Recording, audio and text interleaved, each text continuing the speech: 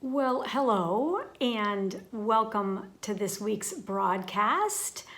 I am doing a little mini series called From Vision to Execution. And last week, if you watched the broadcast, I talked at a high level about the 5 steps that I actually follow to bring my vision to reality each year.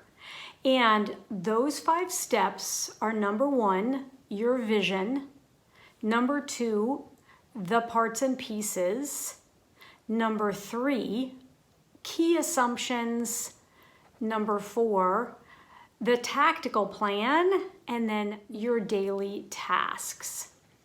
So in this week's broadcast, I'm going to dive into the vision thing. And the vision thing is actually one of the steps that is most often completely skipped over. But that is not going to be you. You're going to watch this broadcast and then you're actually going to sit down, find a really quiet place, and write out your vision statement, or what I like to call your why. Let's start with why this is so important. The reason that this is so important is because this is really your North Star. This is where you're going. It's not where you are right now, but it's where you envision yourself in 3 to 5 years. As I said, it's your North Star. It's where you want to be. And it's really why you got into surface design to begin with, or into your creative journey.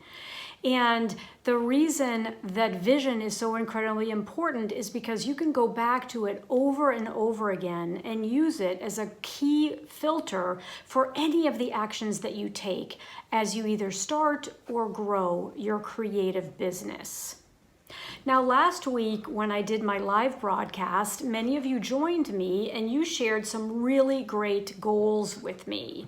So I want to review a couple of those goals, because then I want to talk about what's different about a goal than your actual vision. Because I think using some tactical examples or some real examples helps bring this to life.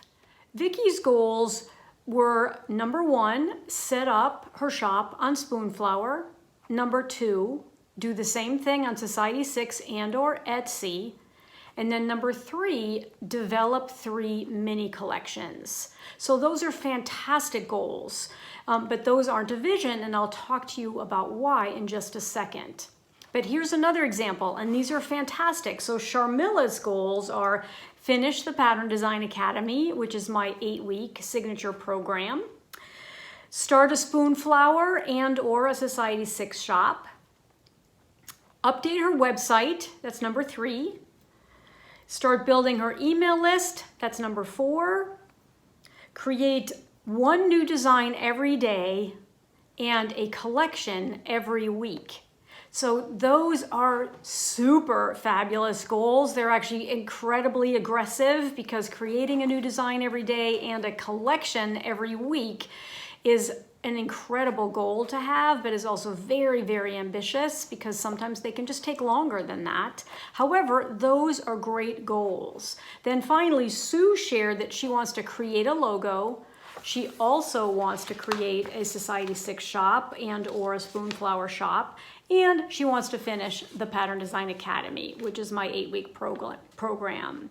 So those are some tangible examples of goals, and they are actually going to come in extremely handy next week when we dive into the second step in this process, which is the parts and pieces. So you absolutely have to have a list like this. I recommend that the list is 3 to 5 things, not as many as 6 or 7, just to ensure that you're going to be able to go to the level of detail that you're going to need, as well as execute them properly. However, we're going to get into all of that detail next week. What I want to talk about is the difference between those, which are goals and specific parts and pieces that make up your vision, but they aren't your vision itself. Your vision is something where you're zooming way out. You're thinking more futuristically, and you're thinking about, well, what actually am I doing this for? What is the reason that I want to do this to begin with? And what do I envision my business looking like 3 to 5 years down the road? So here are some questions to ask yourself that I think will help you develop a vision statement. And I think it's important to write it out. Take some time, write it out or draw it out, or maybe you even want to create some type of a creative or artistic version of it that incorporates some of the key words that are in your statement. But these are some key questions that I think will help you go to this place of zooming out and being further away from what it is that ultimately you want to get to. Number one, is your why coming from a place of a financial desire or potentially an emotional desire? And what I mean by that is, do you actually have a goal for how much money you want to make in your business each year? So that would be more of a financially driven vision. Or do you have an emotional or more of a humanistic desire? So for example, do you want to become a surface pattern designer because you want to support your love of dogs and ensuring that any money that you make gets donated to a shelter near you? So those are both totally fine. They're just totally different. And so that's one place that can help you start to determine what is your why, what is your vision for your creative business. Another question to ask is, does your vision include continuing to basically be a solo entrepreneur working by yourself? Or do you envision 3 to 5 years down the road that you might have a team? And if you have a team, that means that you can work on your business, but you don't actually have to work in your business. And those are two very, very different things. Both of those, of course, are totally fine. You just have to determine, well, which one of those feels right to you and is part of your vision and your why. The next question is, what products and services do you actually want to offer? Because the way in which you go about creating your business is going to be totally different.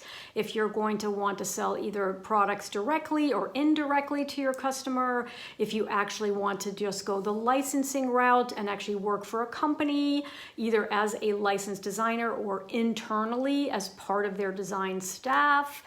If you want to do coaching or teaching, that is a component of your business or could be your entire business, but that will look very different in terms of what your then goals and your parts and pieces and each of the tactical steps that we'll get to will look like.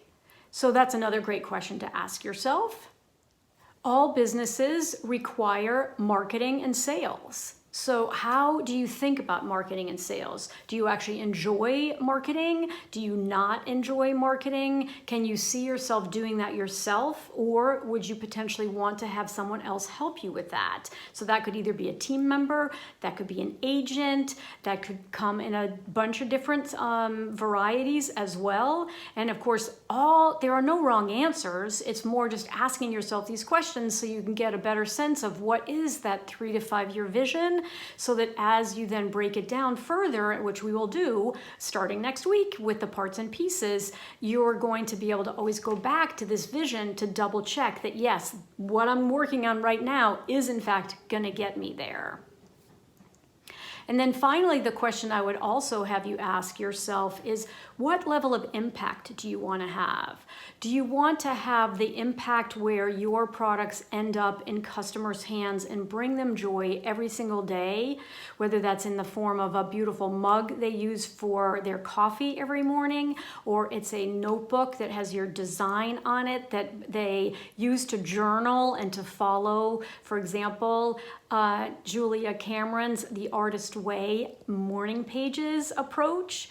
Or is it tote bags that people will carry their groceries around and have your design on it? Is it actually fabric and being in the fabric industry as a licensed designer so that someone could actually decorate their house and select a variety of your fabrics to put on pillows or to put on their duvet cover, or a variety of other elements in their home that require a fabric?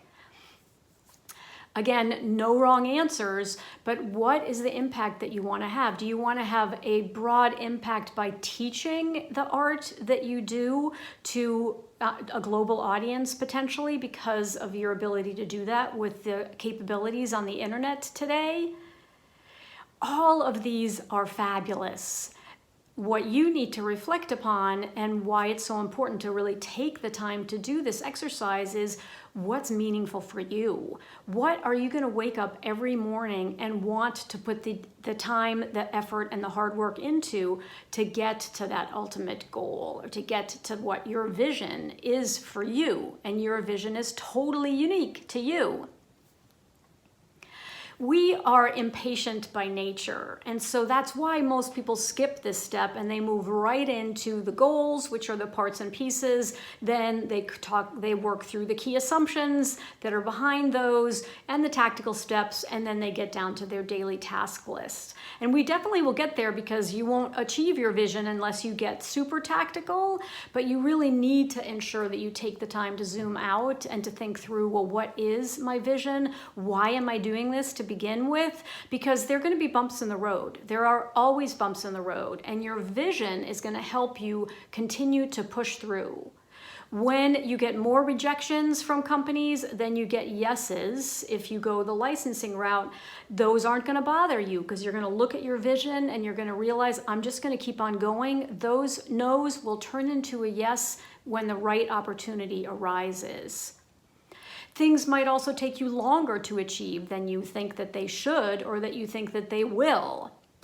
Your vision statement is going to keep you on track. You're going to continue to move forward every single day, and you're going to achieve that vision no matter how many bumps in the road there might be, or no matter whether it takes you a little bit longer than you expected. Some parts of it probably will take less time than you expect. Take some time this week and write out your vision statement. Write it down, sketch it out, draw it in imagery, whichever way appeals to you the most. But find some quiet time, someplace where you're not going to be interrupted, and let yourself think. Let yourself answer the questions that I outlined for you. And don't skip this step. It's really going to be incredibly valuable for you in the long run. And we will definitely next week dive into the parts and pieces. And many of you have done that work already. You've got your 3 to 5 or more goals. And that is what we're going to dive into next week, because they're the parts and pieces. But take the time to zoom out and really define your why. You will thank me later. If you enjoyed this broadcast, please click the subscribe button and share it with your friends and family. I would love for them to subscribe as well. I always like to say in closing that I am Anne LaFollette, and it's never too late to create. Bye for now, and I will see you next week.